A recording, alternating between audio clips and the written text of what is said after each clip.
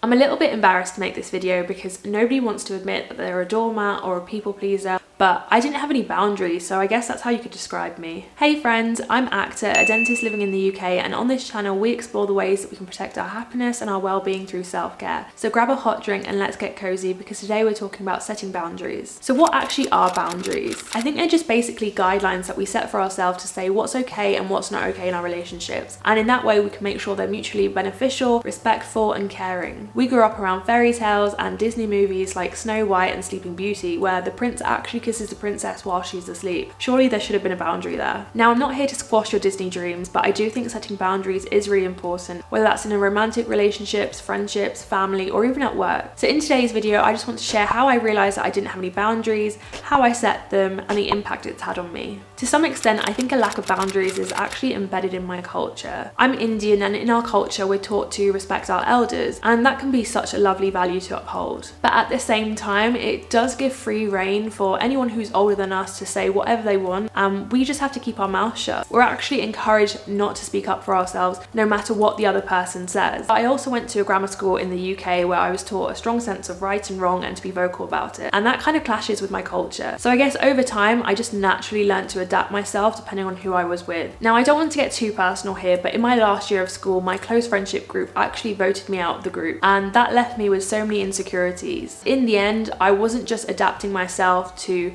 different groups of people, but I also wanted to be liked by people. I sometimes think about the phrase nice guys finish last, and I think it's so unfair. When you're too nice or you give too much, people end up just expecting it of you, and it can very easily be taken for granted. You end up developing unrealistic expectations for them to do the same. As ironic as it is, I also feel that if you're too nice, people end up not liking you. And I guess it makes sense because it generally means that you're adapting yourself to different types of people. And so it becomes really hard to be your true authentic self. The boundaries between me and other people didn't exist for me to have that sense of happiness in myself. So the first thing that I did was understand what my limits actually were. I think when I was a people pleaser, I didn't have any limits. The limit does not exist. But then there would be times where I felt emotionally drained, stressed, worn down, and sometimes even resentful. And all of those feelings made me realize that I'd gone past my limit, and it helped me realize what limits and boundaries I needed to put in place. So if I was feeling exhausted from traveling all over seeing different people, I realized that I needed a limit on either how much I was seeing these people or asking them to meet me in middle ground or even coming to see me. If I was feeling overwhelmed by all of the obligations that I had, or I was feeling resentful because I wasn't getting credit for it, I realized that I needed to put a limit in place where I could say no. If I was feeling really guilty for letting someone down in such a small way that it was consuming the rest of my day, I realized that I had to put a limit in place to be less emotionally involved and let that guilt go. Because the thing is, you have the right to say no. You have the right to be treated with respect. You have the right to share how you feel, and you have the right to put your needs first and make mistakes. I think sometimes it's not even about limits that you set with others, but also limits that you set for yourself. So for example, leaving work at the door when you come home, or being more selective with who you spend time with. I'm trying to understand how I feel and why I feel that way, and from those feelings I can just put a limit in place. As well as thinking about my feelings, I also had to think about my intentions. So whenever somebody asks me to do something, I ask myself, do I actually really want to do this? And if I'm saying yes,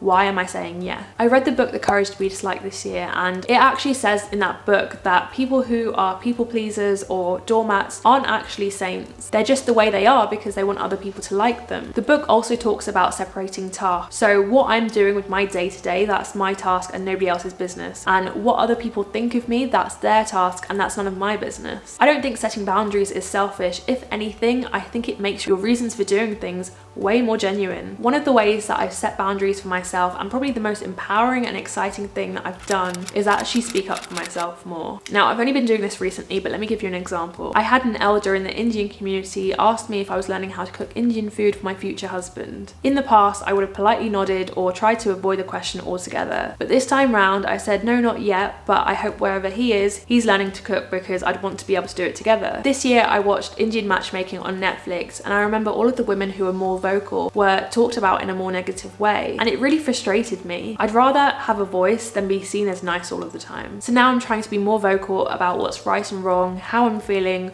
what I want to do, and what my needs are. By finding my voice, I form more opinions and I'm becoming more confident in expressing that, and as a whole my self-esteem has really gone up. The second main way that I set boundaries for myself was actually being there for my own needs. I had to take responsibility for my own happiness and almost take my power back. So as you've noticed from this channel, I love practicing self-care. I think the best way to illustrate the importance of self-care or putting your own needs first is when you go on a flight. When you go on a flight, they'll always tell you to put your oxygen mask on before you put anybody else's on for them. You're not selfish for doing that, but you can only help others more when you've helped yourself first. Setting boundaries can range from anything to being listened to more, being respected, feeling safe, and having your needs met. Overall, they're there to protect you. And now that I've got that boundary between me and other people, I feel like more of myself. I'm not getting lost in others all of the time. So setting boundaries is not selfish, it's self-care, and that's what I talk about all of the time on this channel. Setting boundaries is the single best form of self-care I've practiced. So if you like this video, be sure to check out my video on building confidence, because it's with confidence that I was able to set boundaries more, and setting boundaries gave me more confidence. Thank you so much for watching, and I'll see you guys in my next video.